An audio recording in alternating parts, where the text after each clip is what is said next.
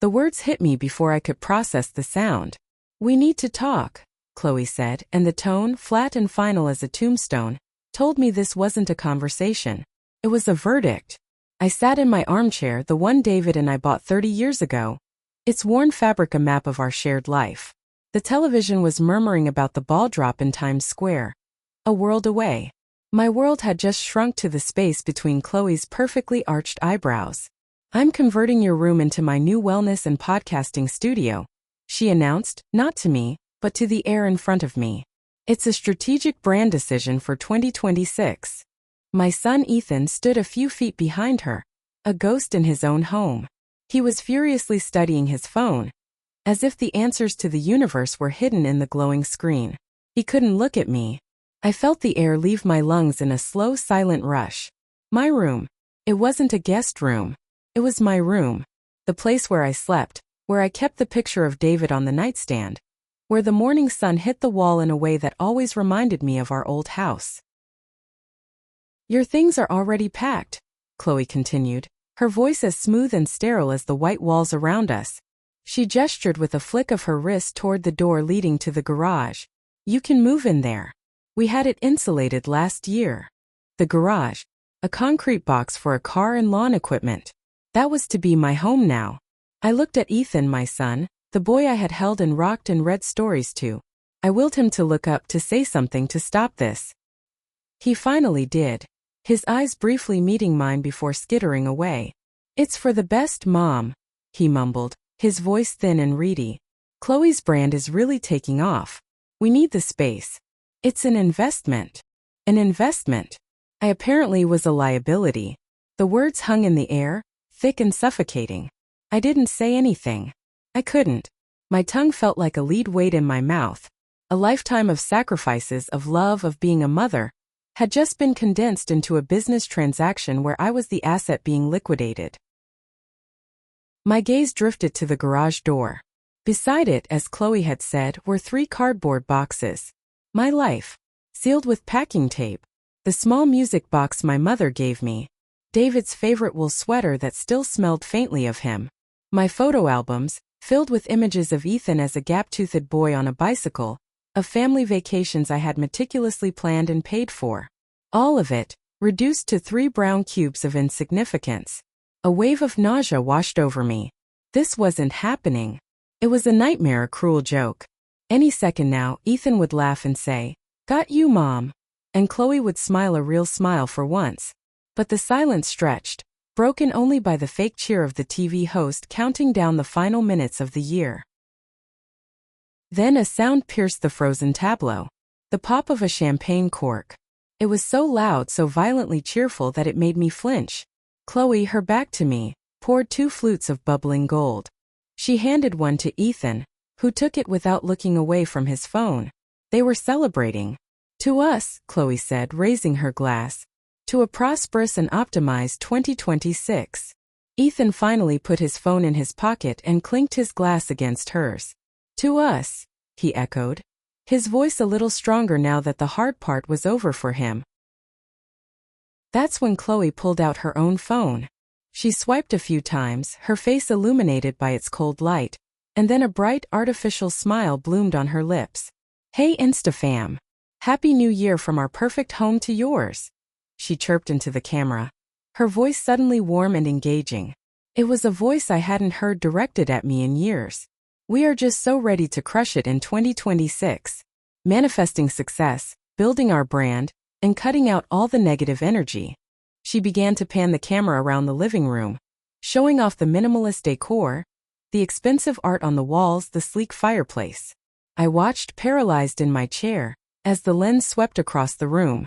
It was a slow, deliberate movement. And it was just as deliberately that she tilted the phone upwards, cutting the frame just above my head, ensuring the old woman in the worn armchair and the 3 sad cardboard boxes by the door would not be part of her perfect home narrative. I was being erased in real time. I was the negative energy she was cutting out. Ethan stood beside her, smiling awkwardly at the phone. He was a prop in her performance. They both were. This perfect life was a stage, and I was just a piece of old set dressing being moved into storage. I saw a flicker of movement on the staircase. My granddaughter Lily. She was 16, a quiet girl with her father's eyes and, I hoped, her grandfather's heart. She was standing halfway down, wrapped in a blanket, her face a mask of confusion and a deep, helpless sadness. Our eyes met for a fraction of a second. I saw shame in them. She knew this was wrong. But she was a child trapped in their orbit just as I was. She looked down at her feet, unable to hold my gaze, and silently retreated back up the stairs. She was the only one who saw me, and she had turned away. The laughter from Ethan and Chloe grated against my ears. They were reading comments from the live stream, giggling at inside jokes with people who existed only as pixels on a screen. The house was full of their noise, but I had never felt so alone. A cold resolve began to form in the pit of my stomach, a tiny hard kernel of ice in the midst of my shock. I wouldn't cry. I wouldn't give them the satisfaction. I pushed myself up from the armchair, my bones aching with a weariness that had nothing to do with age. My movements felt slow, robotic, as if I were watching myself from a great distance. I walked over to the 3 boxes. My hand trembled as I touched the rough cardboard of the top one. It was labeled M.A. Misc. Miscellaneous. A 70-year life miscellaneous. On top of that box someone, probably Ethan, he was the only one who would have touched it, had placed the small silver-framed photo of David that lived on my nightstand. It was from our 25th wedding anniversary. He was smiling, his eyes crinkling at the corners, looking directly at me with a love that felt as real now as it did then. Picked it up. The glass was cold against my fingers. "Oh, David," I whispered so low that only he could hear. "Look what our family has become." Clutching the photo to my chest, I turned my back on the sound of their manufactured joy. I walked towards the garage door, each step an immense effort. The laughter, the clinking glasses, Chloe's high-pitched voice shouting Happy New Year to her followers. It all began to fade, replaced by the pounding in my own ears. My hand closed around the cold, metal doorknob. This was it. This was my new year. A door closing on everything I knew, and a door opening into a cold concrete box. I twisted the knob, pulled the heavy door open, and stepped into the darkness, the sound of their laughter finally swallowed by the slam of the door behind me. My name is Mia. I'm a 68-year-old widow, though that word feels too small, too clinical, for the reality of it.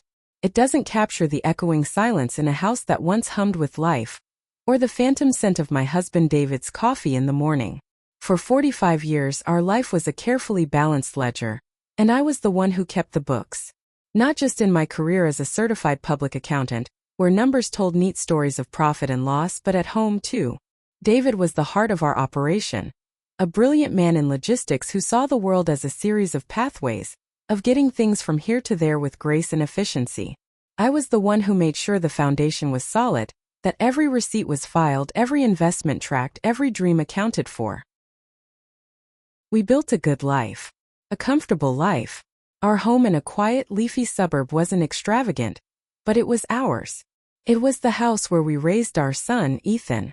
The walls soaked up the sounds of his first steps, the arguments over homework, the triumphant slam of the door when he finally got his driver's license. David and I had a rhythm. He'd come home, his briefcase thudding onto the entryway table, and I'd have dinner ready. We'd talk about our days, about Ethan, about the future we were meticulously building brick by financial brick. We weren't just partners, we were a team. He was the sails and I was the rudder. Then one Tuesday a heart attack, sudden and swift, ripped the sails to shreds.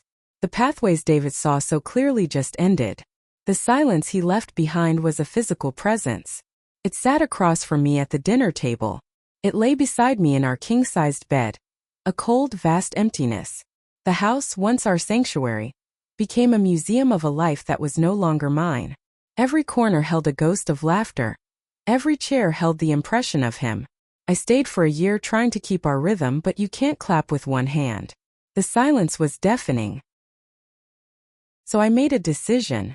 A logical, practical decision, the kind I'd made my whole life. Ethan and his wife Chloe were dreaming of a bigger house. They were starting their life, their family, with our granddaughter Lily. They had ambition, but their finances were stretched thin. They'd found their forever home.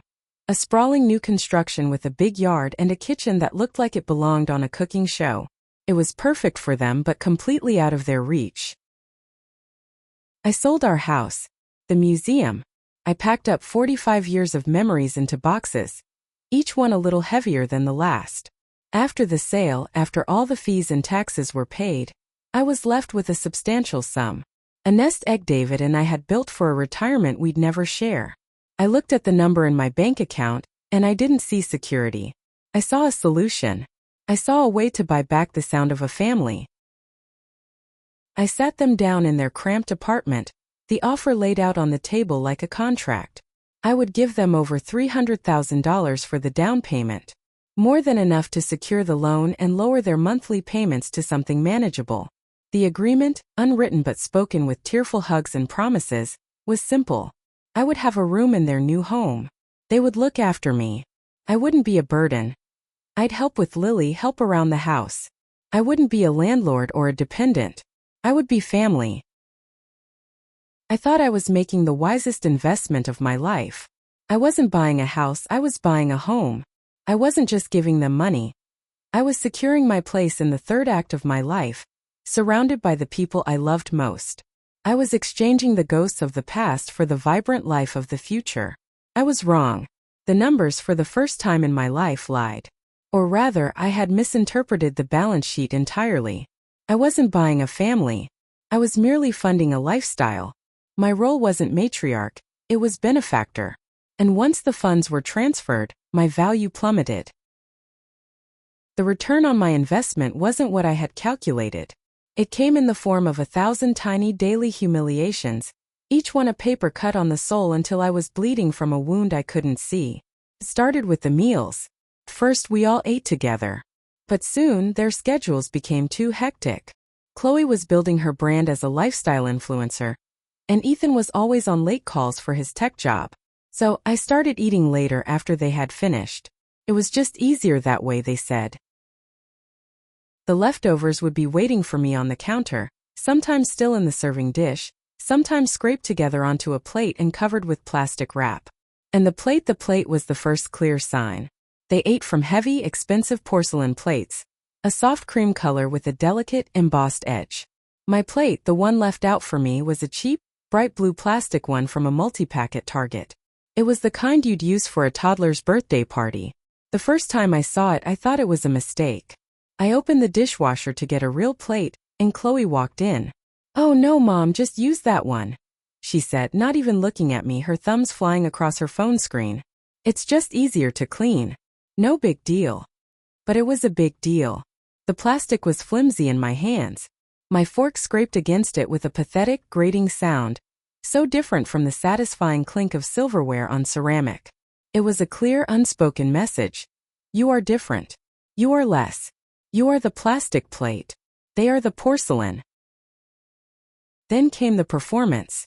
Chloe's life was content, and her family was her stage. I unwittingly became a prop. Her phone was always out, mounted on a little tripod, a bright ring of light staring like an unblinking eye. She would film herself making elaborate meals in her gleaming kitchen, narrating every step with a voice that was a little too high, a little too bright. I would often be in the background, walking slowly from my room to the kitchen to get a glass of water, and I'd see myself later in her posted videos. I was a blurry figure, a stooped shadow moving at the edge of the frame. She never edited me out. In fact, she leaned into it. She started calling me our resident ghost. It was a joke, a little nickname for her followers. "Oops, the ghost is haunting the kitchen again," she'd say with a tinkling laugh in one video. As I shuffled past in my slippers, the comments would pour in. "LOL, so relatable," one would say. "My mom is the same," another would write. One day the cruelty became sharp, specific. She posted a video, a short clip of me sitting in the living room reading a book. She had filmed it from behind a doorway like I was an animal in a zoo. The text overlay read, "When your boomer mom doesn't understand the concept of personal space. Boomer mom life, send help." The video went viral by her standards. Thousands of likes. Hundreds of comments laughing at my expense, at the old woman who was in the way. I saw it by accident. Lily had left her tablet on the couch, and the video was playing on a loop.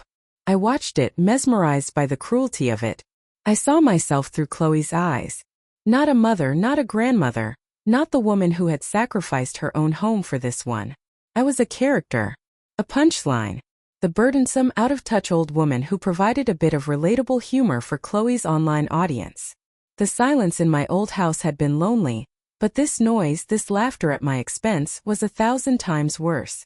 I was no longer Mia, the accountant, the wife, the mother. I was a ghost in my own son's house, a prop in my daughter-in-law's show, and my entire life savings had paid for the ticket. It began subtly, as the cruelest things often do. A faint wrinkle of Chloe's nose as she passed my doorway. A little cough, theatrical and pointed, when she brought in my dinner tray, the one with the chipped plastic plate while they ate from gleaming porcelain in the other room. The house had always had the scent of a new build, a sterile mix of paint and fresh drywall. But a new scent was being manufactured, an invisible accusation that hung in the air around me. The first time she said it out loud, I was sitting in the worn armchair David and I had bought 30 years ago, the only piece of my old life they'd allowed me to keep. Ethan and Chloe were in the hallway, their voices carrying easily through the thin door. "Ethan, I'm serious," Chloe said, her voice a carefully modulated whisper designed to be overheard. "It's this musty smell. It's seeping out from her room. It's starting to cling to the curtains." I instinctively brought the collar of my cardigan to my nose and sniffed. It smelled of lavender soap and thyme. It smelled of me. Ethan's reply was a low murmur, the familiar sound of a man trying to extinguish a fire with a damp cloth. "I don't really smell anything, honey." "That's because you're used to it," she shot back, her voice sharpening. "It's a stagnant energy. It's affecting the whole vibe of the house. We need good, clean energy for my work, for Lily." I heard the click of her heels on the hardwood floor as she walked away, and a moment later Ethan's heavy sigh. He didn't come to my door. He never did. The next day the attack became direct. Chloe appeared at my doorway, not stepping inside, as if an invisible line protected her from contamination. In her hand, she held a sleek silver can of air freshener. Tropical mist and hibiscus. The label screamed in cheerful pink letters. "Just freshening things up, Mia," she said, her smile not reaching her eyes. "It's so important to maintain our energetic hygiene. You know?" Before I could answer, she began to spray. Not a gentle puff into the center of the room, but a targeted assault. She aimed it at my armchair, at the small stack of my books, at the framed photo of David on my nightstand. A thick, cloying fog of artificial sweetness filled the small space.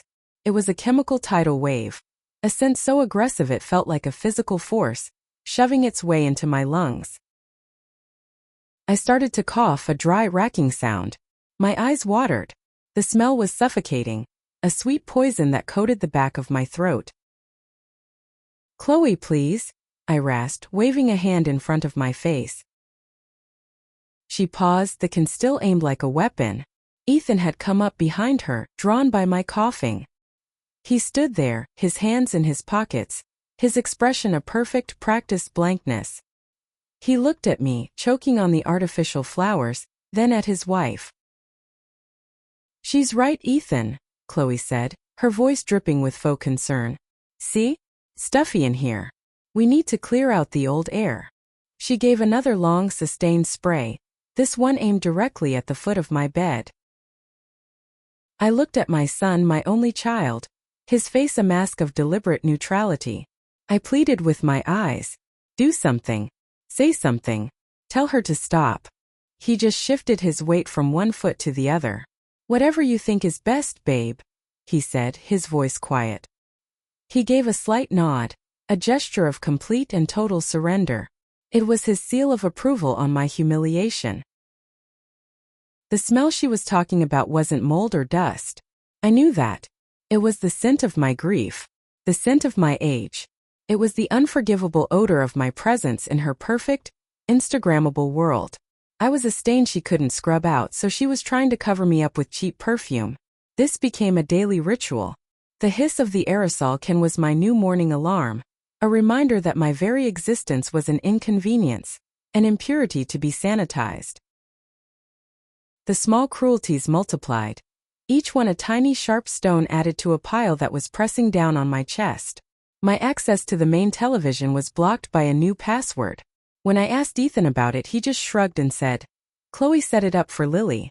It's got parental controls." I was a parent, a grandparent, and now I was being treated like a child who couldn't be trusted with the remote control. Meals became an exercise in erasure. I was no longer invited to the dinner table. A tray would appear at my door, always with the plastic plate and a flimsy fork. Sometimes I'd hear them laughing in the dining room, the clink of wine glasses, the sound of a family I had paid for but was not a part of. One evening I heard Chloe's voice, sharp and clear, instructing Lily, "No, honey, don't take your plate in there. Grandma needs her rest. Just leave the tray for her." She wasn't teaching her daughter politeness. She was teaching her that I was an exhibit, something to be observed from a distance, not engaged with. The word grandma in her mouth sounded like an accusation. The days bled into one another, a gray watercolor of loneliness and disrespect. I marked the time by the changing angle of the sun through my single window. I watched the leaves on the maple tree in the yard turn from green to a fiery gold, then fall, leaving the branches bare and skeletal against a steel-colored sky. The cold settled in, and with it a day I had once looked forward to all year. My birthday. My 68th. The morning arrived like any other. The hiss of the air freshener, the quiet clink of the tray left outside my door. I sat on my bed all day, a knot of foolish hope tightening in my stomach. I told myself not to expect anything. I had learned that expectation was just a prelude to pain. But the heart is a stubborn, stupid thing. It remembers tradition. It remembers love. I wore the nice sweater David had given me for my last birthday with him. I brushed my hair carefully. I waited. I heard Ethan and Chloe moving around upstairs, the sounds of them getting ready to go out. Hasty footsteps, the slam of a closet door, Chloe's high-pitched laugh. Not once did their path lead them to my door. As evening fell and the house grew dark, the hope in my chest finally withered and died. They were gone. The silence they left behind was heavier, more profound than the usual quiet. It was a silence filled with everything that had not been said, a monument to a memory they had collectively discarded. I sat in my chair in the gathering gloom, the darkness a comforting blanket. A tiny, almost imperceptible scratch came at the door. I opened it to find Lily, my granddaughter, standing there in her pajamas. Her small face was a mask of anxiety, her eyes wide. In her hands she held a single slightly squashed cupcake with a crooked pink candle pushed into the frosting. She held it out to me, a silent offering. A wave of love so fierce it physically hurt washed over me. This small child, in a house built on indifference, had remembered. She had found a way to show a sliver of kindness. I reached for it, my fingers trembling. "Thank you, my sweet girl," I whispered, my voice thick. Before she could say a word, Chloe's voice sliced through the hallway from the top of the stairs. "Lily, what are you doing? I told you not to bother your grandmother. Get back in your room now." Lily flinched as if struck. She gave me one last, terrified look, a look of apology and fear, and then she scurried away, her bare feet padding softly on the stairs. She left the cupcake in my hand, a small, sweet symbol of a love that wasn't allowed to flourish in this house. I closed the door, lit the small candle with a match I kept for emergencies, and blew it out in the darkness. I didn't make a wish. I had nothing left to wish for. I ate the cupcake slowly, each bite tasting of sugar and profound sorrow. Later that night, unable to sleep, I picked up my old tablet. My fingers, clumsy and slow, opened Chloe's Instagram page. It was a compulsion, a form of self-punishment I couldn't seem to stop. Her feed was a fantasy of curated perfection. Filtered photos of expensive meals, designer clothes, and family outings where everyone's smile was unnaturally bright. And then I saw it. The most recent post. A picture of Chloe, Ethan, and Lily, squeezed into a plush red booth at a restaurant I recognized as one of the most expensive, most exclusive in the city. The kind with a months-long waiting list. Ethan had his arm around Chloe, and they were clinking champagne glasses. Lily was holding up a fancy dessert, a sparkler jutting out from it. They were all beaming, their faces glowing in the warm festive light. They looked like the perfect family, a family in an advertisement. My eyes scanned the caption below the photo, the words blurring through my tears. Celebrating a huge commission for my amazing hubby. So proud of this man. Onwards and upwards. Power couple family goals blessed making memories. My breath caught in my throat. I tapped on the photo, my finger hovering over the location tag. And there it was. A small gray timestamp, printed with the digital finality of a death certificate. It read, "Posted 8 hours ago. 8 hours ago. On my birthday." The air left my lungs in a single ragged gasp. The truth hit me with the force of a physical blow. It wasn't a matter of forgetting. It wasn't a simple oversight born of busy lives. It was a choice. A deliberate, calculated act of replacement. My day, my milestone, my existence had been deemed less important than a work bonus. They hadn't forgotten my birthday. They had erased it, written over it with a celebration of their own success, a celebration I had unknowingly funded. I looked from the glowing screen in my hands to the dark, empty room around me. The cloying scent of tropical mist still lingered in the air. I was a ghost in my own home, a financial instrument whose purpose had been served. The debt of pain I felt was immeasurable, an entry in a ledger that could never be balanced. And in that cold, silent moment, I understood that I wasn't just being ignored. I was being methodically, intentionally, and completely dismantled. The cold seeped through the thin motel blanket, a damp, indifferent chill that had nothing to do with the weather and everything to do with the soul. I had spent New Year's Eve huddled in a garage, a ghost at my own family's feast, listening to the muffled thumps of their music and the shrill peaks of Chloe's laughter. The sound had been a physical barrier, a wall of their joy pressing against the drywall, reminding me with every beat that I was on the outside. Now, on the first day of a new year, I was a refugee in a room that smelled of stale cigarettes and regret. The last of my cash, a few crumpled bills I'd kept tucked away for emergencies, had paid for the taxi here. This was the emergency. I sat on the edge of a bed whose springs groaned in protest, a symphony of 1,000 other weary bodies who had collapsed here before me. Outside, the neon sign of the Starlight Motel flickered, bathing the dingy room in a pulsating, sickly pink glow. Starlight. The irony was a bitter pill in the back of my throat. I stared at the peeling paint on the wall, tracing the cracks with my eyes, seeing in them the fissures that had shattered my life. How had it come to this? How had the love I poured into my son, the financial foundation I had given him, resulted in me being exiled to a place like this? A wave of self-recrimination washed over me, cold and fierce. David would be so disappointed. My David, my late husband, had always been the planner, the protector. He saw 3 steps ahead in every situation. I, the accountant, dealt with the numbers in front of me, but he saw the patterns, the potential pitfalls.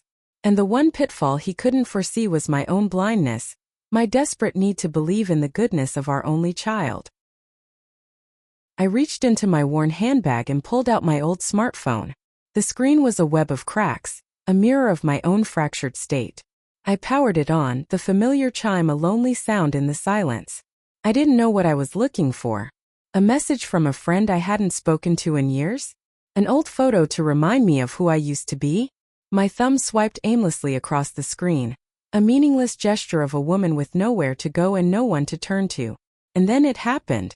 A small, unassuming notification popped up at the top of the screen. A calendar alert. It was old, the icon for an app one hadn't opened in ages. The text was simple, clinical. January 1st.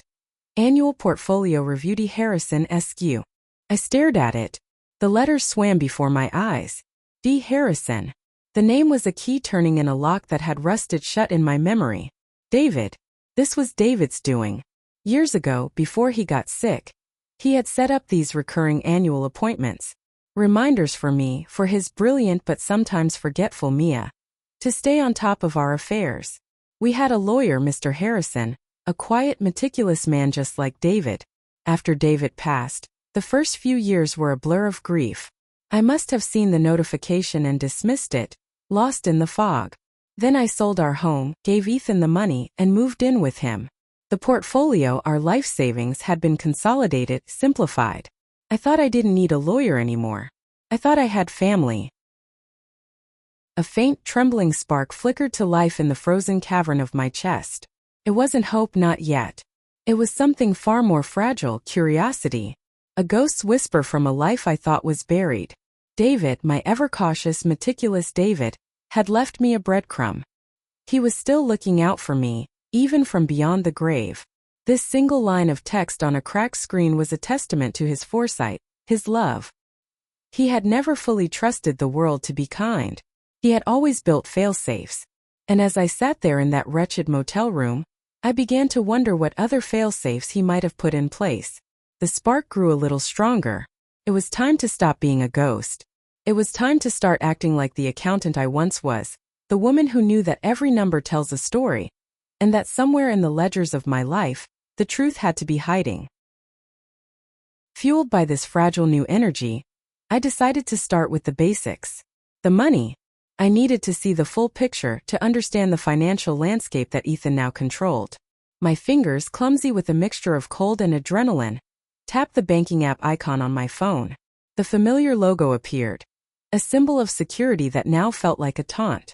I entered my username, the one David and I had shared for over 20 years. Then the password. I typed it in, a sequence of letters and numbers tied to our wedding anniversary, a date once sacred, now just data. Password incorrect. Please try again. Strange. My fingers must have slipped. I typed it again, slower this time, each character a deliberate press. Password incorrect. Please try again. A knot of ice formed in my stomach. That was impossible. I've used that password 1,000 times. Maybe I changed it and forgot? No, I never changed it. It was our password. I tried a variation, one I sometimes use for less important sites. Password incorrect. Your account has been locked for security reasons. Please contact customer service. Locked out. The words stared back at me from the screen, cold and absolute. A digital door slammed in my face. The feeling was chillingly familiar. An echo of Chloe's voice telling me the garage was now my room. I was being locked out of my own life piece by piece. My breath hitched. Panic, cold and sharp, began to prickle at the edges of my composure. Okay, Mia, breathe. Don't panic. There's a simple explanation. I'll just call the bank. A human being will sort this out. I found the bank's number on the back of my debit card and dialed, the phone feeling slippery in my trembling hand. The call connected. Thank you for calling National Federated Bank. A cheerful, synthesized voice chirped. To continue in English, press 1. Pressed 1. Please listen carefully as our menu options have recently changed. For account balances and recent transactions, press 1. For information on loans and mortgages, press 2. To report a lost or stolen card, press 3. To speak to a customer service representative, press 7. I jabbed the number 7 so hard the phone squawked in protest. A tinny version of a Vivaldi piece began to play, punctuated every 30 seconds by the same cheerful voice reminding me that my call was important and would be answered in the order it was received. The minutes stretched into an eternity.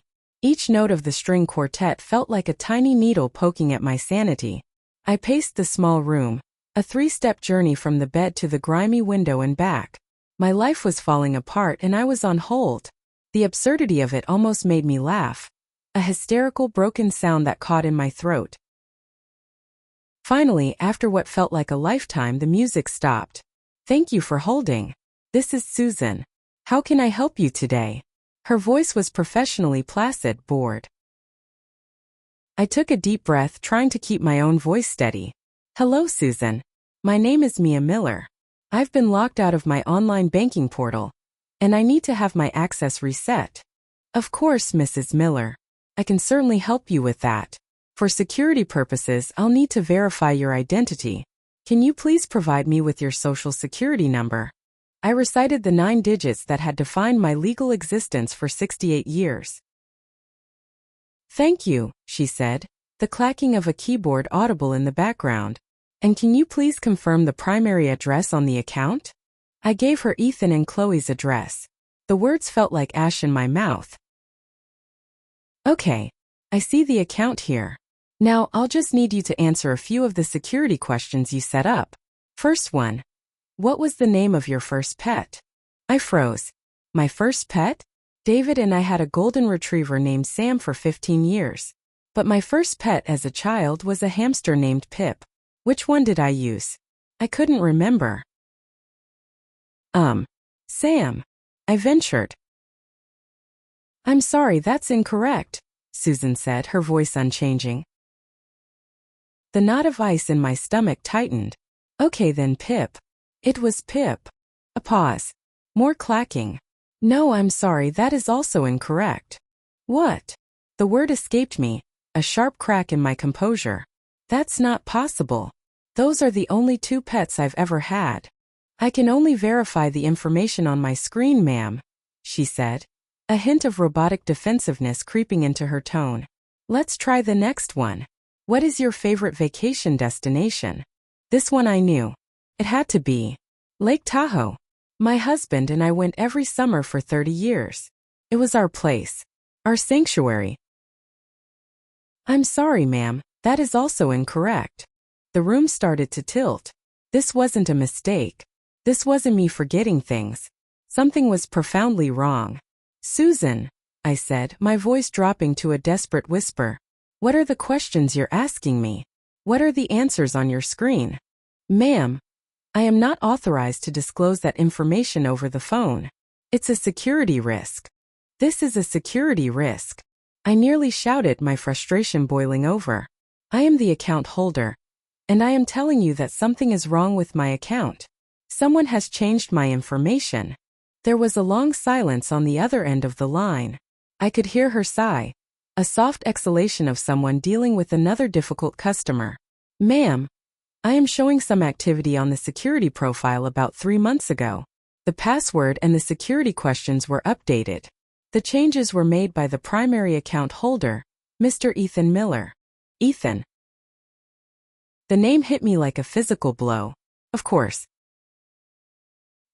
He's not the primary account holder, I said, my voice hollow. It was a joint account. My husband, David Miller, and myself. I understand, ma'am. After Mr. David Miller's passing, your son Ethan was added to the account. At his request, the account structure was updated. He is now listed as the primary holder. And you, Mia Miller, are listed as a secondary user. Secondary user. The term was so clinical, so dismissive. I was a guest in my own financial house. An afterthought. He hadn't just moved me to the garage. He had demoted me in every aspect of my life. I was a digital prisoner, and my own son, the boy I had raised, the man I had given everything to, was the warden. The sterile, air-conditioned world of the bank, with its rules and its protocols, had become the walls of my cell. And Susan, with her polite, unhelpful voice, was just another guard on duty, telling me I had no rights here. The spark of hope that David's message had ignited was being systematically snuffed out, drowned in a sea of corporate policy and filial betrayal. A cold dread, deeper and more terrifying than anything I had felt before, began to spread through me. This was no longer about a forgotten password. This was a coup. Ethan hadn't just locked me out. He had seized control. The panic I'd been holding at bay broke through my defenses, a tidal wave of fear.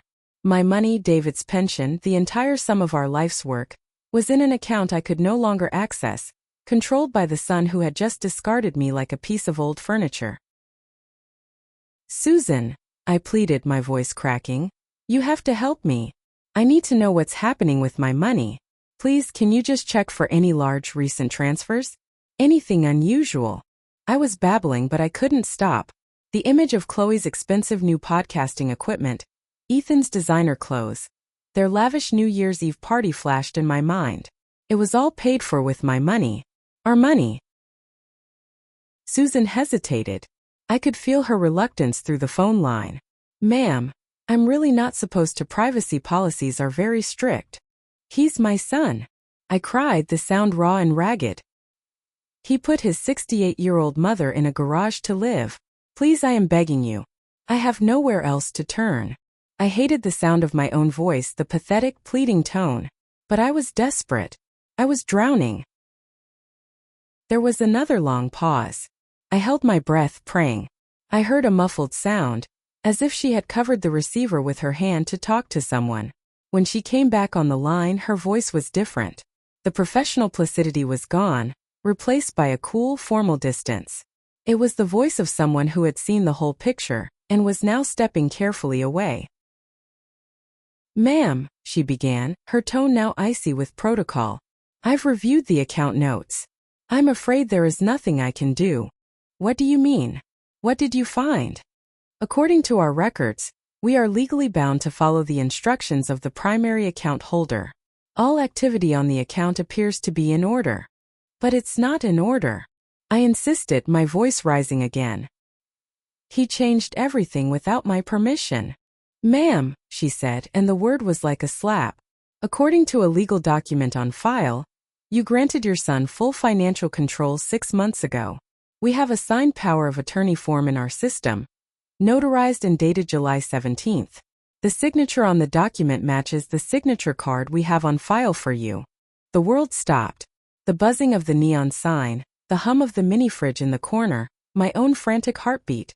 It all went silent. Power of attorney. The words echoed in the sudden, terrifying quiet of my mind. I hadn't signed any such thing. I would never. My blood ran cold. Colder than the garage floor. Colder than the grave.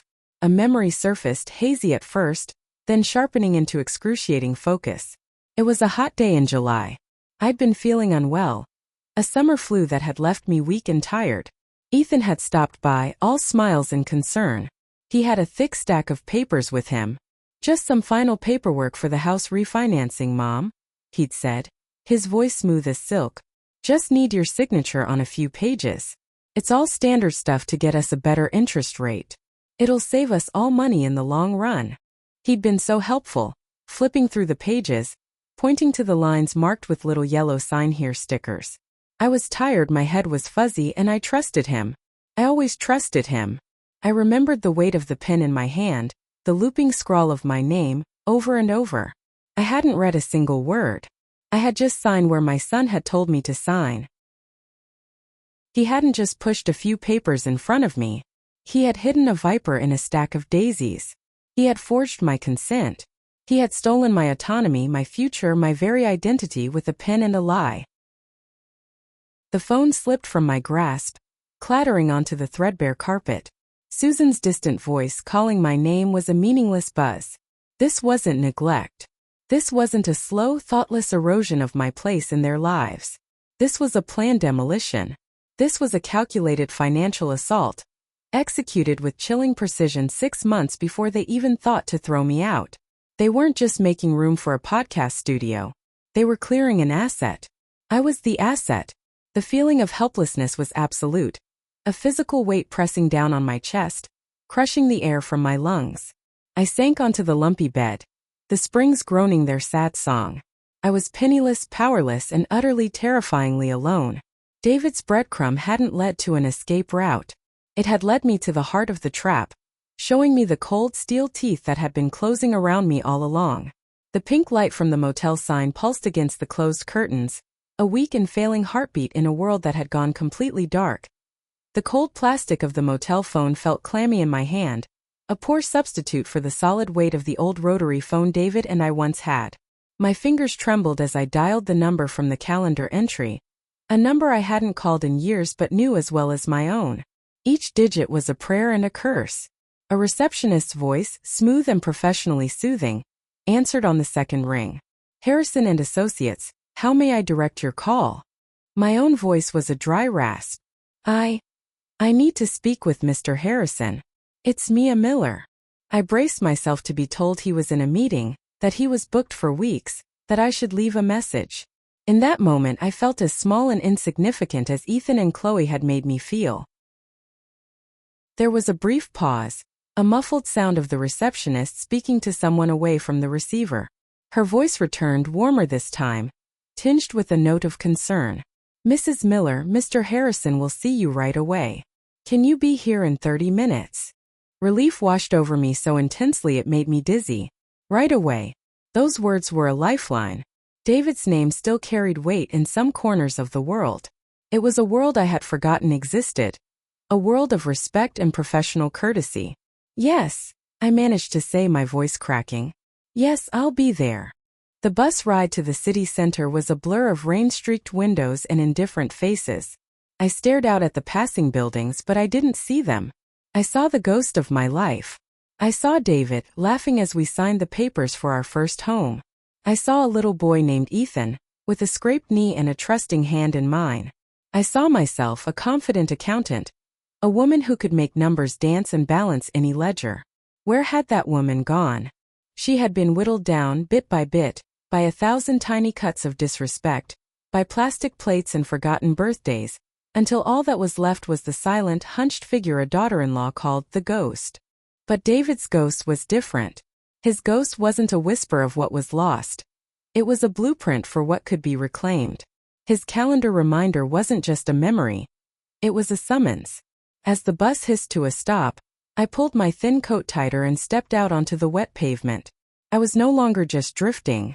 I was walking toward a destination. Mr. Harrison's office was a time capsule. It smelled of old paper, leather, and wood polish, a scent of permanence and stability that was the complete opposite of my transient life. The walls were lined with leather-bound books that looked as if they contained the secrets of the ages. It wasn't modern or flashy. It was solid, grounded, real. Mr. Harrison himself looked older, his hair more silver than I remembered, but his eyes were the same, sharp, intelligent, and kind. He came from behind his massive mahogany desk the moment I was shown in, his hand outstretched. His grip was firm and warm. "Mia," he said, his voice a low, gentle rumble. "It's been too long. I'm so sorry for not reaching out sooner. Please sit." He guided me to a plush leather armchair that sighed as I sank into it. "Can I get you some coffee? Tea?" The simple offer of a hot drink, a basic act of human decency, almost broke me. I shook my head, unable to trust my voice.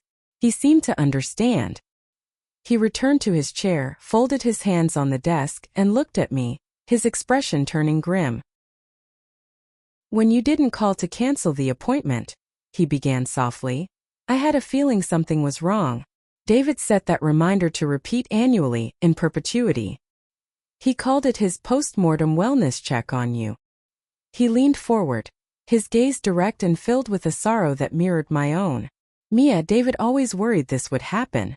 He worried a great deal." I finally found my voice, a mere whisper. "He did."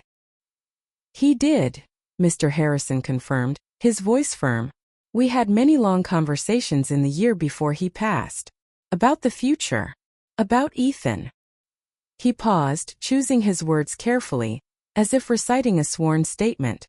I remember his exact words on the day we finalized his will. He said, "My son is a good man, I think, but he has a spine made of jelly. And he married a woman made of greed. It's a dangerous combination, and my Mia will be caught in the middle. He loved you more than anything, Mia. And he was a meticulous man. He did not leave you unprotected." Mr. Harrison swiveled in his chair and pulled a thick accordion file from a cabinet behind him. It was bound in faded red tape with Miller, David, and M.I. written on the tab in David's neat, precise hand. My heart ached seeing his handwriting. It was like a message from the beyond. He placed the file on the desk between us with a soft thud that echoed the finality of a judge's gavel. "When you told me you were selling your house to help Ethan and Chloe buy theirs, I advised against it, if you recall," he said gently. I nodded, remembering his quiet warnings, which I, in my grief-stricken and hopeful state, had ignored. "But you were determined." So David's instructions to me were clear. "If I can't stop her from building the boat, then you damn well better make sure she has the only rudder." He untied the tape and opened the file. It was filled with documents, contracts, and letters. "You thought you were giving them a down payment of over $300,000, Mia. And you did. But David didn't just let you write a check. He pulled out a thick bound document. The cover page read mortgage agreement. He slid it across the desk to me.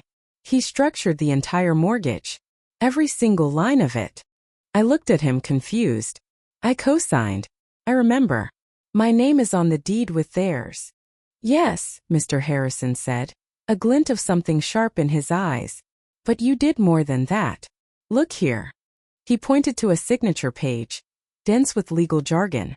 They let you believe you were a co-signer, an equal partner. That's what Ethan and Chloe see, what the bank teller sees. But that's not the legal reality David constructed. He let that sink in. You aren't just a co-signer, Mia. You are the sole guarantor. The words hung in the air. Sole guarantor.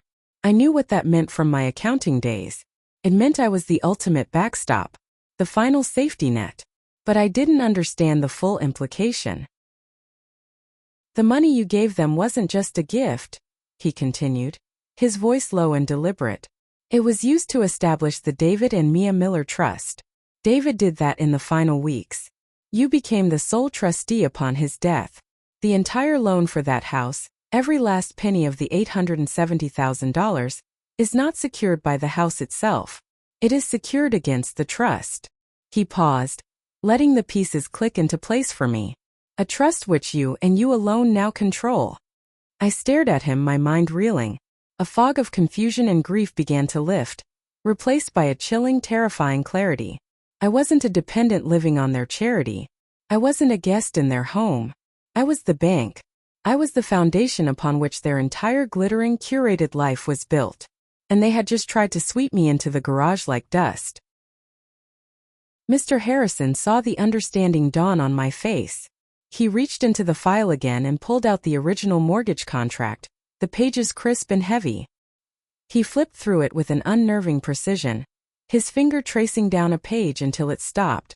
He turned the document around so I could read it. David was a brilliant man, he said quietly.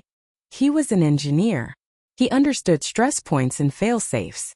And he built one for you right here. His finger rested on a single paragraph. It was numbered 11.b. The text was dense, but the words seemed to leap off the page. Each one a perfectly forged piece of a powerful weapon. Mr. Harrison read it aloud, his voice steady and clear, a stark contrast to the storm gathering inside me. The guarantor, Mia Miller, reserves the right to immediately and irrevocably withdraw all financial guarantees and support for this loan, in the event of demonstrable familial neglect, abuse, or actions resulting in the guarantor's displacement from the primary residence. He took a slow breath and continued, his eyes locked on mine.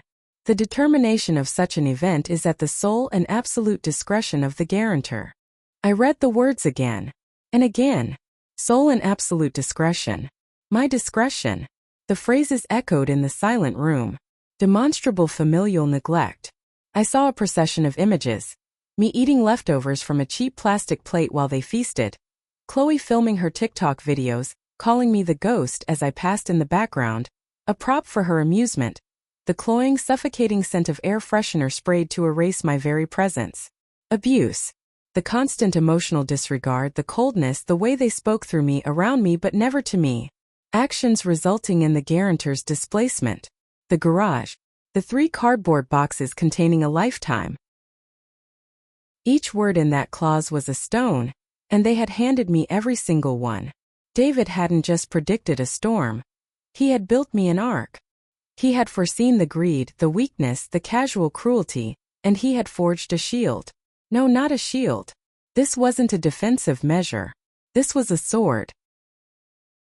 My mind, the mind of an accountant that had been dormant for years, began to wake up.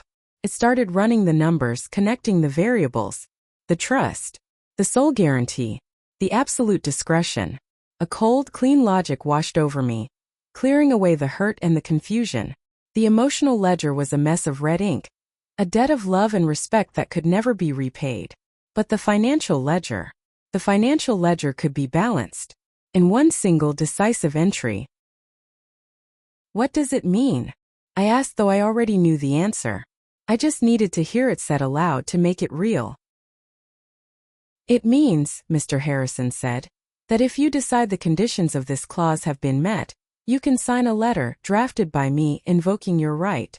The moment that letter is delivered to the bank, your guarantee is withdrawn. The trust is no longer collateral. From the bank's perspective, their $870,000 loan suddenly becomes unsecured. They will have no choice but to call the entire loan in. They will demand immediate and full repayment from the signatories, Ethan and Chloe Miller. If they cannot pay, and I suspect they cannot, the bank will begin foreclosure proceedings immediately. Foreclosure. The word was like a death knell. The beautiful house they were so proud of, the podcast studio, the perfect backdrop for their perfect life online, it would all be gone. I thought of my husband. I could almost feel him there in the room, a steady presence at my side. He had known. He had known the potential for this betrayal was coiled inside his own son, and he had prepared for it. He hadn't left me a letter full of comforting words. He had left me a legal clause, a tool of immense power. David had left me a weapon, and my son and his wife, in their arrogance and their cruelty, had just handed me the ammunition and told me to fire. A tear slid down my cheek, but it wasn't a tear of sadness. It was a tear of profound, aching gratitude for the man I had loved, the man who was still loving and protecting me from beyond the grave. "There is one last step I would advise," Mr. Harrison said, his tone shifting from legal advisor to wise strategist. "Before we act, you need to go back to the house." I recoiled. "Go back? Why? I can't." "You must," he insisted, his voice gentle but firm. "You need to retrieve your remaining personal items. But that is not the primary reason. We have the contract, but it's always better to have irrefutable, first-hand confirmation of their disposition. We need to establish without a doubt their state of mind. We need to demonstrate that their actions were deliberate and without remorse. Go back, Mia. But don't go back as the woman who just left my office. Go back as the woman they think they've broken. Go back as the victim." The idea was repugnant. To play the part of the weak, defeated old woman they saw me as. And yet, I understood the cold, tactical brilliance of it. It was the final column in the ledger, the last piece of data needed before the final calculation. The bus ride back was different. The rain was still falling, but I saw the city now. I saw the faces of the people around me. I was no longer a ghost. I was a woman with a purpose, an accountant on her way to conduct a final brutal audit. Before I got to their street, I stopped in a public restroom. I looked at my reflection in the cracked mirror. I saw the dark circles under my eyes, the pale, drawn skin. The role wouldn't be hard to play. The exhaustion was real. The hurt was real. All I had to do was wear it on the outside again just for a little while longer. I took a few deep, shuddering breaths, letting my shoulders slump.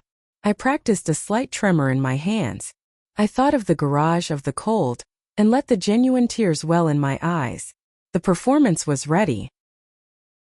I used my key for the last time. The lock turned with a familiar click. The house was quiet, save for the faint, tinny sound of a video playing on a phone. The air was thick with the scent of lilies and chemicals, Chloe's air freshener. It was a scent designed to cover things up. It had never smelled so cloying, so dishonest. Chloe was lounging on the sofa, one leg draped over the armrest, scrolling endlessly through her phone. She looked up as I entered, her expression a perfect mask of bored irritation. "Oh," she said, not bothering to sit up. "You're back for the rest of your stuff." The way she said stuff made it sound like garbage. "Take your time. Just don't track anything in." I didn't answer. I just nodded, letting my head hang, and shuffled past her towards the hallway. My last few possessions were in a box at the end of the hall, right where I'd left them. It was a small box filled mostly with photo albums, the tangible history of the family that I was about to dismantle. I could feel her eyes on my back, could feel the smug satisfaction radiating from her. I was fulfilling her narrative perfectly, the pathetic old mother-in-law, crawling back to collect her pathetic trinkets. Ethan was in the kitchen. He stood by the counter, wiping it down with a cloth, even though it was already spotless. He was creating a task for himself, a reason not to have to look at me, a reason not to have to engage. The silence in the house was heavy, broken only by the squeak of his cloth on the granite and the distant sound of Chloe's phone.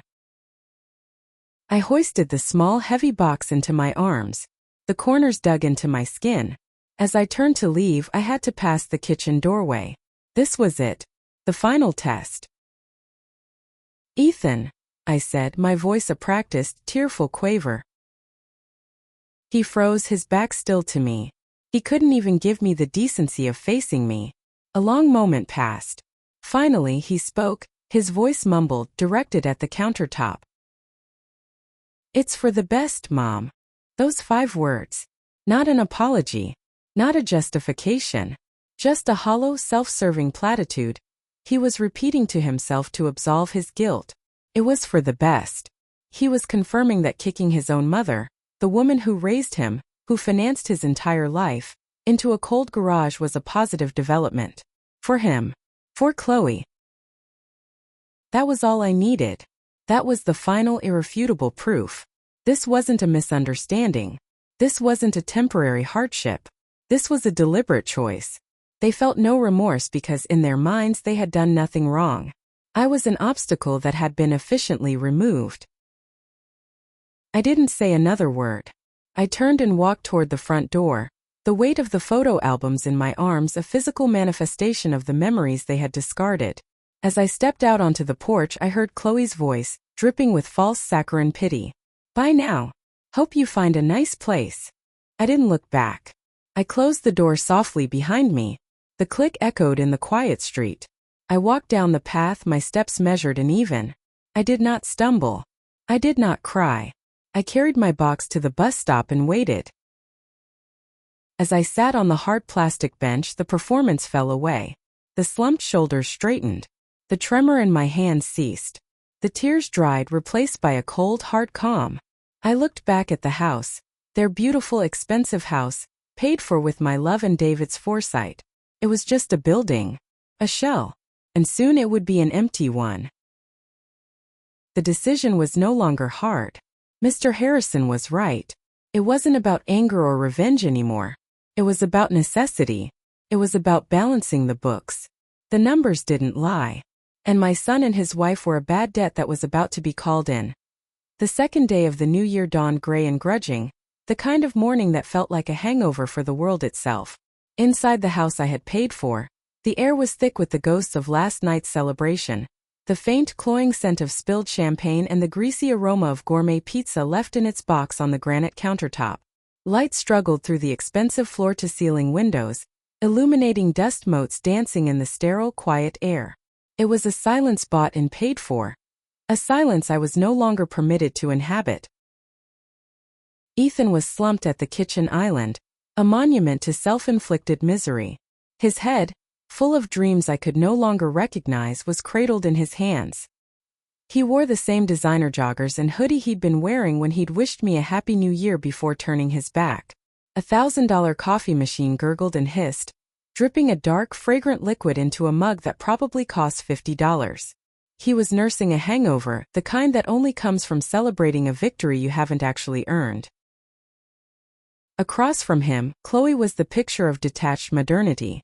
Curled up on a velvet armchair, she scrolled through her phone with a practiced flick of her thumb, her face illuminated by the screen's cold blue light. She was already curating the narrative of their perfect life, probably editing photos from the night before, choosing the filter that best screamed effortless success.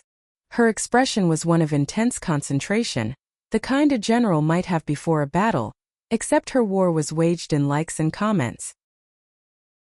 "Ugh, my head is splitting," Ethan groaned, not looking at her. He reached for the coffee mug, his hand slightly trembling. "Did we really finish all 3 bottles of that Veuve Clicquot?" 2.5, Chloe corrected without looking up from her phone. Her voice was flat, distracted. "Don't be so dramatic. We got some great content. The live stream hit over 2,000 viewers. My engagement is through the roof this morning." She finally looked at him, a flicker of annoyance in her eyes. "Did you see the comment from that influencer? The one with the home design channel? She said our living room was goals. That's a potential collaboration, Ethan." "Right. Collab," he mumbled, taking a loud sip of his coffee. The sound echoed in the cavernous room. "I just need my brain to stop pounding." He winced as he swallowed. "We should order brunch. Some of that avocado toast from the Gilded Spoon." I'm not paying their delivery fee, Chloe said, her thumb freezing on the screen. You go get it. Chloe, I feel like death. And I'm working, she retorted, gesturing to her phone as if it were a brick of solid gold. The algorithm doesn't take a day off for your hangover. Besides, my new podcasting mic gets delivered today. I need to be here to sign for it. I want to start setting up my studio. She said my studio with a pointed emphasis. A verbal dart aimed at a ghost. She meant my old room.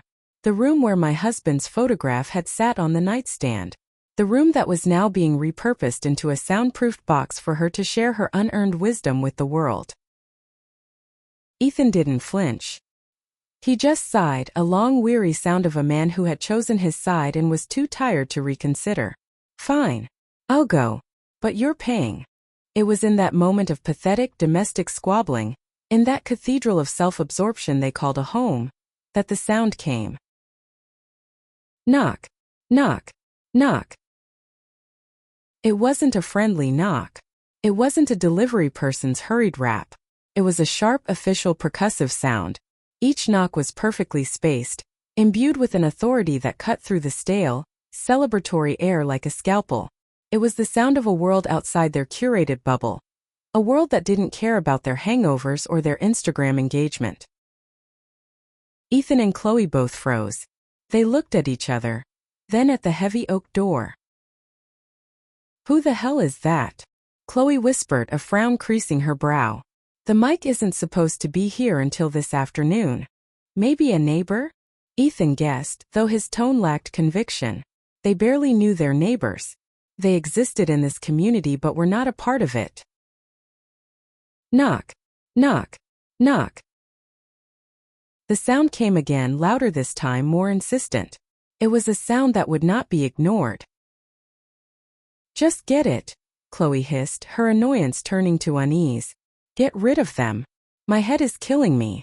Ethan shuffled to his feet, his slippered feet scuffing on the polished hardwood floors.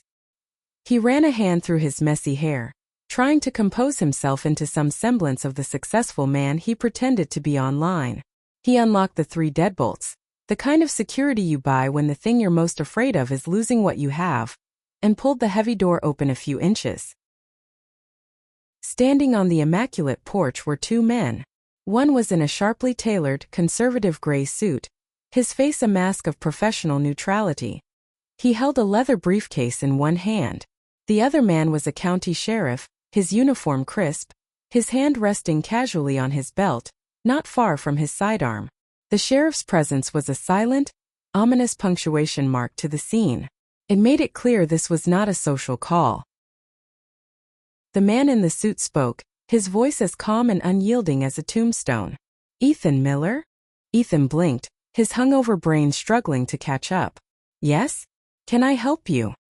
He tried to sound confident, but his voice cracked slightly. He kept his body positioned to block their view into the house, a futile gesture of privacy. My name is Arthur Sterling. I'm from the risk management department at the bank, the man said. He didn't offer a hand to shake. His eyes were like polished river stones, betraying nothing. He gestured with the briefcase. This is a notice of accelerated debt and intent to foreclose. The words hung in the cold morning air. Foreclose. It was a word from another world, something that happened to other people in news stories. It didn't belong here on their beautiful porch in their perfect life. Ethan gave a short, incredulous laugh. Foreclose? You're joking. There's been a mistake. We're current on our payments. We're always current. Mr. Sterling's expression didn't change. He opened his briefcase with a pair of precise clicks and extracted a thick envelope. There is no mistake, Mr. Miller. Your loan's guarantor has invoked Clause 11B of your mortgage agreement and has withdrawn all financial backing. Ethan's face, already pale from the hangover, went completely white. He looked from the stoic banker to the silent sheriff and back again. The fog in his brain was being burned away by the acid of pure, unadulterated panic.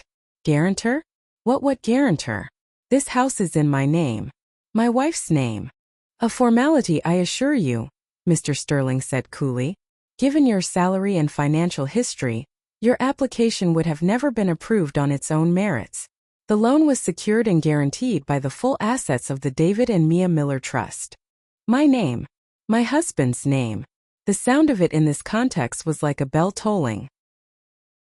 My mother? Ethan stammered, his voice shrinking to a whisper. The name came out of his mouth like a foreign word, something he hadn't had cause to use with any meaning for a long time. He shook his head, a desperate, jerky motion. No, that's impossible. She doesn't have anything. She's broke. She lives with us. The lie sounded thin and pathetic even to his own ears. Mr. Sterling arched a single dispassionate eyebrow. Her personal living arrangements are not the bank's concern. The Miller Trust, which your mother now solely controls, was the only reason this loan was approved. As per Clause 11b, the guarantor reserves the right to immediately withdraw that backing in the event of, and I quote, neglect, abuse, or removal from the primary residence. By invoking the clause, the guarantor has triggered an acceleration of the debt. He held out the envelope.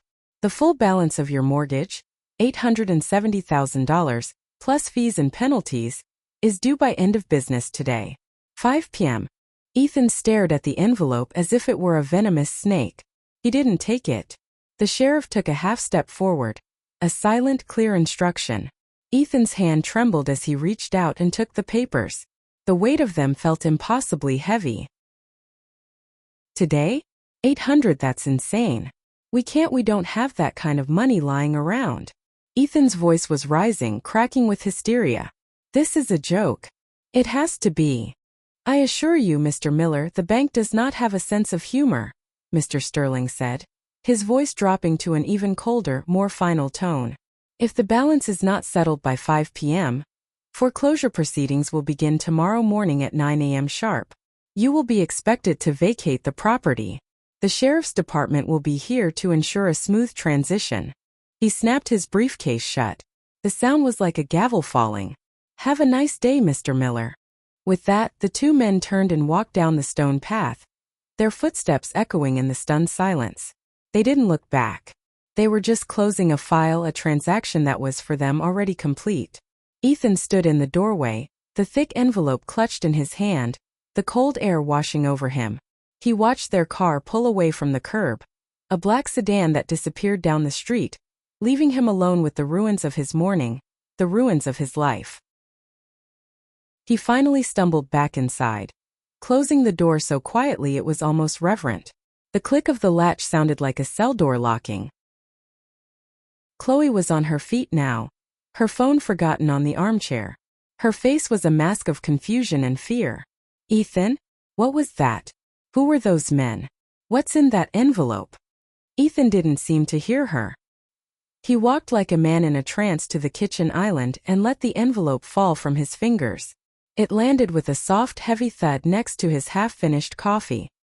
He sank onto a stool, his eyes wide and vacant. The house, he whispered. They're taking the house. What are you talking about? Chloe demanded, rushing to his side. She snatched the envelope and tore it open, her perfectly manicured nails ripping the paper. Her eyes scanned the dense, legal text, her breath catching in her throat. Notice of accelerated debt, intent to foreclose. What is this, Ethan? Guarantor has invoked Clause 11. Be my God, it's your mother. Her voice was a shriek of disbelief. How? How could she do this? She has nothing. We have everything. We have the money. Her mind, always pragmatic, always focused on the financial, was already shifting gears from shock to damage control.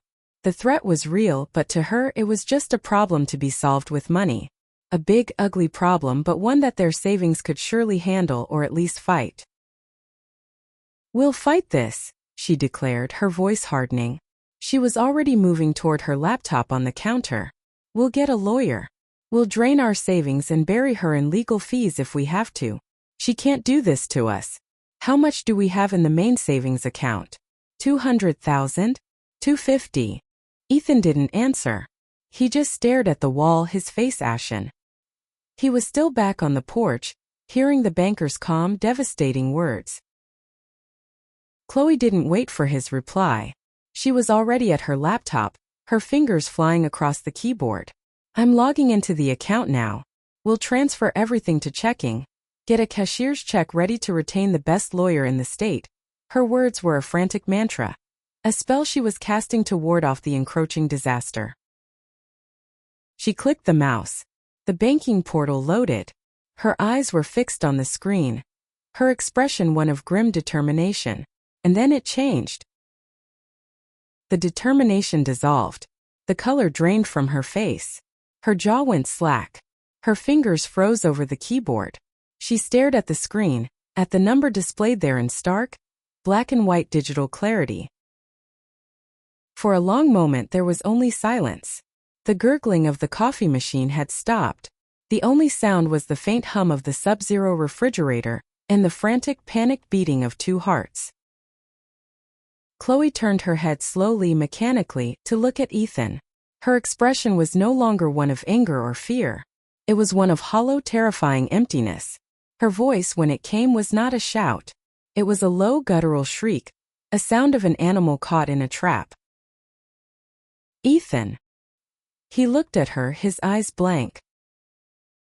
"Where is our money, Ethan?" she whispered, the words barely audible. She took a breath and the whisper became a scream that tore through the perfect, silent house. "Our savings. Where is it?" The number on the screen glowed back at her, a final, mocking insult. Balance: $117.34. Ethan flinched as if she had physically struck him.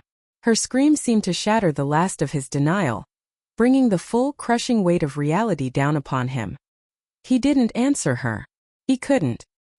He just slid off the stool and collapsed into a chair at the dining table, burying his face in his hands. His shoulders began to shake, first with tremors of shock, then with deep, gulping sobs. Chloe stalked over to him, her movements stiff and jerky, like a marionette whose strings had been cut. She slammed the laptop down on the table in front of him, the screen showing the horrifyingly small number. "Don't you cry, you bastard," she hissed, her voice venomous, stripped of all its curated polish. "Don't you dare. You look at me and you tell me where our money is. Our house deposit. My inheritance from my grandmother. All of it. Where is it?" He looked up at her, his face a mess of tears and slobber, his eyes red and pleading. He looked like a child. A stupid, guilty child. I was going to tell you," he stammered, his words broken by sobs. "I was going to surprise you." "Surprise me with what, Ethan?" she shrieked, her hands balled into fists at her sides. $817.34? "No," he cried. "With more. With millions. I invested it. I was trying to secure our future. Our real future." A cold, hard dread began to settle in Chloe's stomach, a dread even deeper than the foreclosure notice. Invested it? Invested it in what? "We agreed to keep it in the high-yield savings account. We agreed, Ethan. The savings account was nothing. It was barely beating inflation," he blubbered, trying to justify himself, to find some logic in the wreckage. This was a sure thing. A guaranteed 10x, maybe even 100x. Everyone was saying it. Everyone who, Ethan? He finally broke, the confession spilling out of him in a pathetic, desperate torrent. "The crypto, I put it all into that new AI crypto coin, the one they were talking about on Twitch. Quantum Leap coin. The streamer CryptoKing88, he said it was the next Bitcoin. He said it was a sure thing backed by new tech. He showed charts.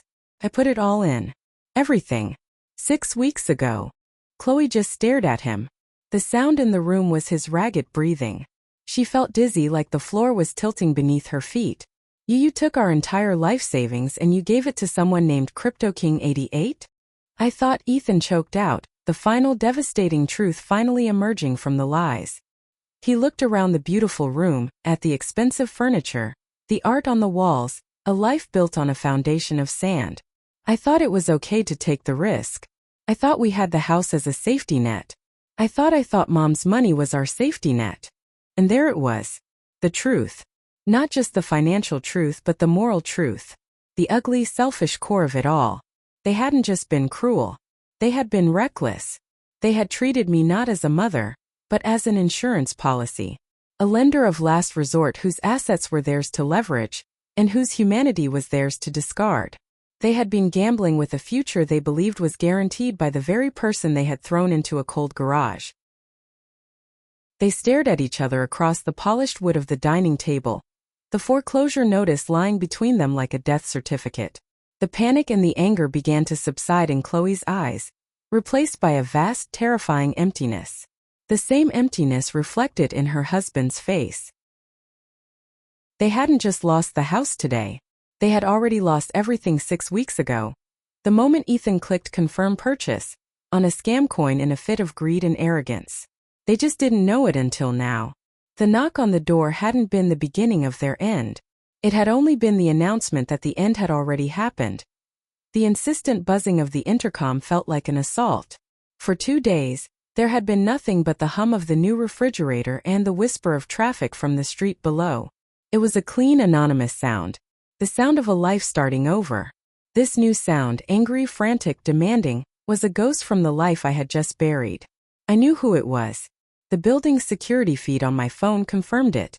Ethan and Chloe, standing on the pristine marble of the lobby floor, looking like shipwreck survivors washed up on the shores of a world they didn't recognize. My hand hovered over the admit button. A part of me, a small, withered part that still answered to the name Mother, wanted to leave them down there. Let them buzz until their fingers were sore. Let them shout at a speaker that would remain silent. But that wasn't how this ended. An accountant doesn't leave a ledger half-finished. Every entry must be accounted for, every column balanced, every transaction closed. This was the final entry.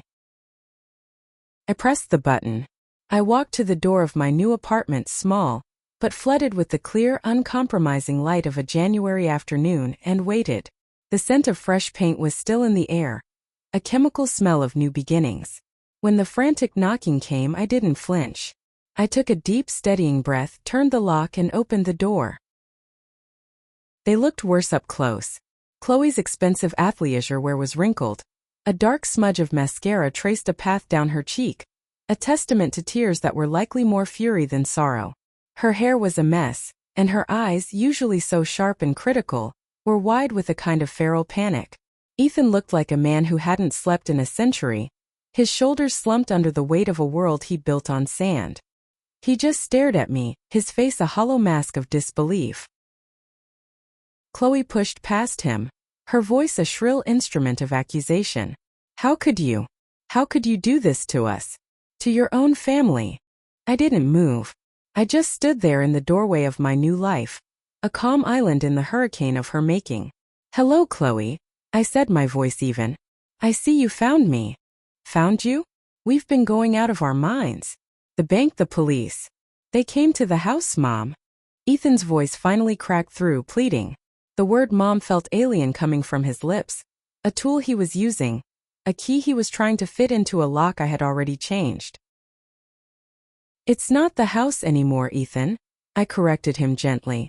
It's the bank's house. I believe they made that quite clear.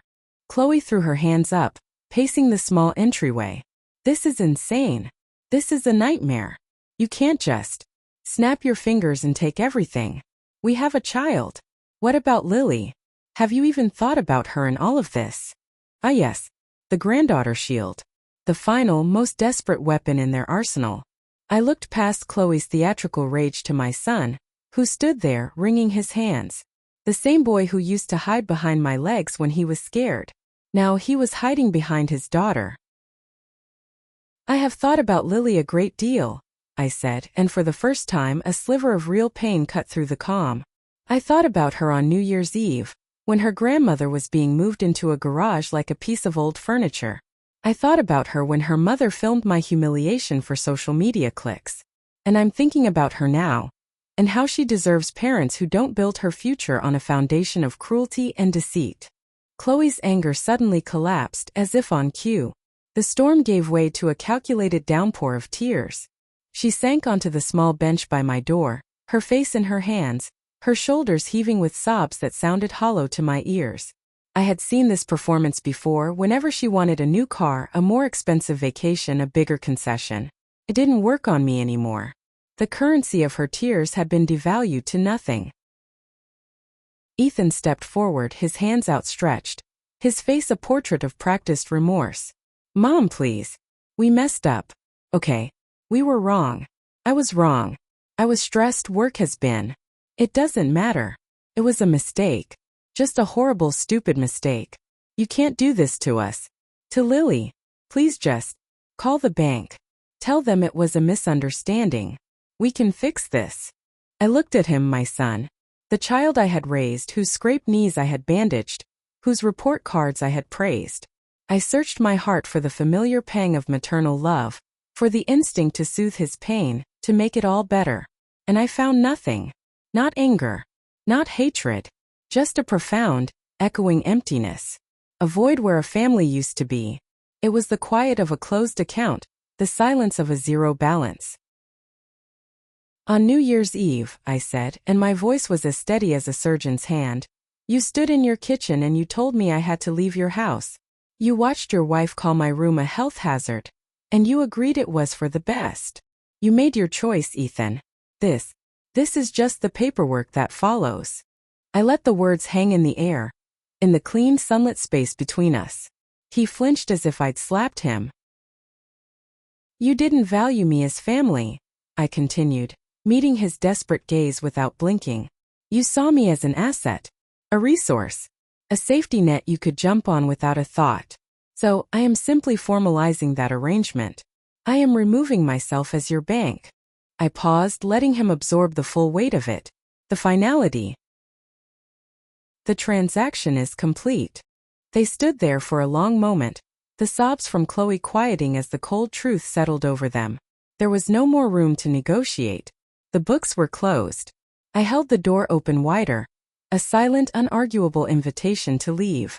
Chloe shot me a look of pure, undiluted venom, the tears gone, her true face revealed. Ethan just looked defeated, a ghost already haunting the ruins of his own life. They left without another word. I closed the door, and the only sound was the soft, satisfying click of the deadbolt sliding into place. After they were gone, I didn't cry. I didn't pace. I walked over to the small desk I had set up by the window. I opened my new laptop, the screen bright and full of promise. I logged into the Miller Trust portfolio, David's final gift to me. The numbers were there, in neat, orderly columns of green. Stable. Healthy. Mine. It wasn't a fortune, but it was a future. It was the solid ground beneath my feet. Methodically, I began the final audit. I went to my social media accounts. I found Ethan's profile full of pictures of a life I had paid for but was never truly a part of. I clicked the button. Block.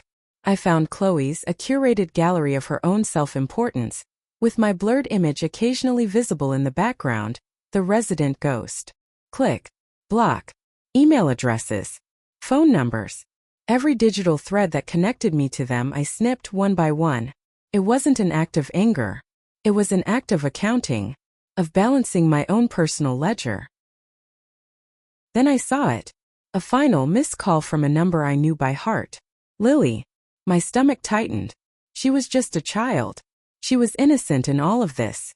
My finger hovered over her contact. Maybe I could just keep this one connection. A single thread. But I knew what it would become. A conduit for their messages. A lever for their guilt. A back door I would leave open for the chaos to creep back in. To truly heal the wound, you can't leave a single stitch connecting you to the source of the injury. With a deep, painful breath, I pressed the button. Block. Felt cruel, but it was necessary. It was a clean break. The price of peace. With the last task done, I leaned back in my chair and looked out the window. The city spread out before me. A vast, indifferent landscape of steel and glass and distant motion. There was no smile on my face, no triumphant laugh bubbling in my chest. There was only the quiet, unshakable peace of a balance sheet that was finally, perfectly, in my control. The debts had been settled. The accounts were reconciled.